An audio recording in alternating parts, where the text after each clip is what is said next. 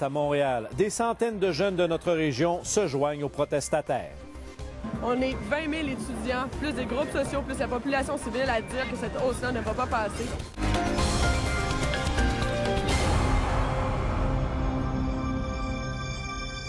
Nous faisons un retour maintenant sur la hausse des droits de scolarité. Linda, pour nous donner un exemple concret, vous vous êtes intéressée à la situation financière de 3 étudiants. Oui, à celle de 2 étudiants du cégep et à une étudiante également de l'université. Et vous allez voir que pour ces étudiants, la hausse des droits de scolarité s'impose parfois des choix difficiles, poursuivre des études universitaires ou encore s'endetter davantage. Voici mon reportage.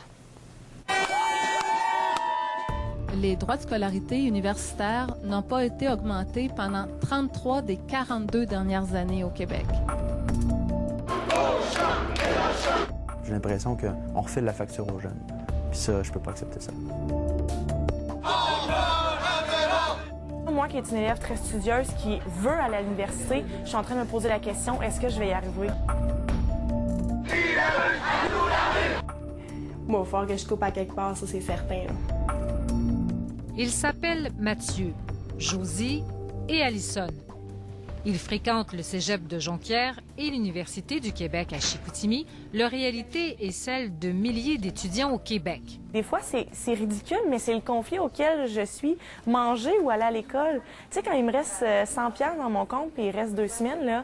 Originaire du Bas-Saint-Laurent, Josie Simard parvient difficilement à joindre les deux bouts avec ses 7 000 $ de prêts et bourses. Elle refuse de travailler pour se consacrer entièrement à ses études. La hausse des droits de scolarité de 1 625 $ sur 5 ans compromet son projet d'aller à l'université l'an prochain.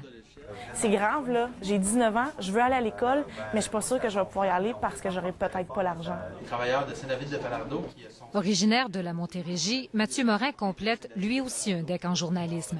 Ses prêts et bourses ne suffisent pas à financer ses études. Il utilise régulièrement sa marge de crédit pour arrondir les fins de mois. Parce que sinon, j'arriverais pas. Grâce à la marge de crédit, ça m'a donné un petit peu de lousse. Mais là, ça fait en sorte que moi, présentement, d'endettement privé, j'ai autour de, je vous dirais facilement, autour de 8 000 $ de dette d'endettement privé, plus mon endettement public à l'aide financière. Henriette Tremblay travaille dans un bureau de syndic de faillite. Elle croit que la hausse des droits de scolarité aura pour effet d'endetter davantage les étudiants. Souvent, les banques vont leur ouvrir des marges de crédit étudiantes, puis ils se réendettent en fonction de ça. Puis c'est pas pour se payer un paquet de choses, là. C'est pour payer des frais de subsistance.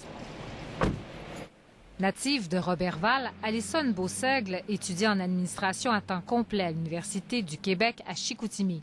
Elle a une voiture récente, vit en appartement, elle a le câble, Internet aussi. On n'a comme pas le choix de suivre, d'avoir la technologie aussi. Là, avec les études, là, moi j'ai des cours que je suis sur Internet par vidéoconférence avec l'enseignant. Fait que j'ai pas le choix d'avoir un ordinateur portable, j'ai pas le choix d'avoir l'Internet. Est-ce que vous êtes obligé d'être archi pauvre comparativement à celui-là qui travaille à temps plein parce que vous voulez étudier, vous voulez continuer vos études?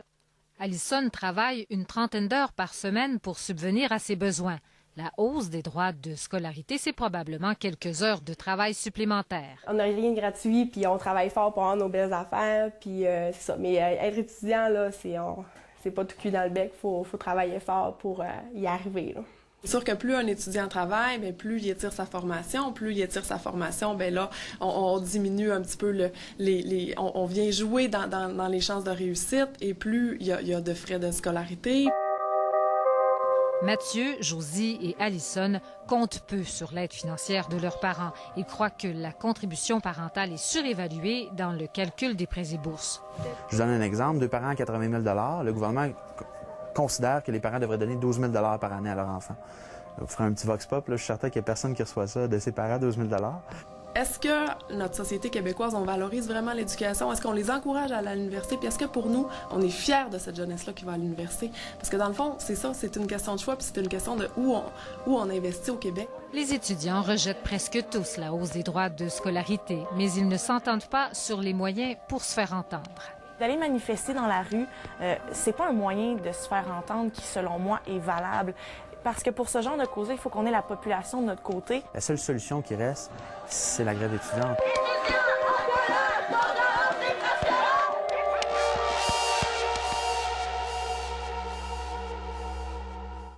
On voit, Linda, que la lutte n'est vraiment pas finie, là. Parlez-nous maintenant des arguments du gouvernement en faveur de la hausse des droits de scolarité. Bien sûr, les universités se plaignent de sous-financement et si le gouvernement du Québec a pris cette décision, c'est justement pour générer plus de revenus pour les universités. En 2016-2017, elles toucheront ainsi, avec cette hausse des droits de scolarité, 850 millions de dollars de plus. Et le gouvernement du Québec, pour amoindrir les effets négatifs, promet aux étudiants que 35 % de ce montant sera retourné en bonification du régime des prêts et bourses. Merci, Linda.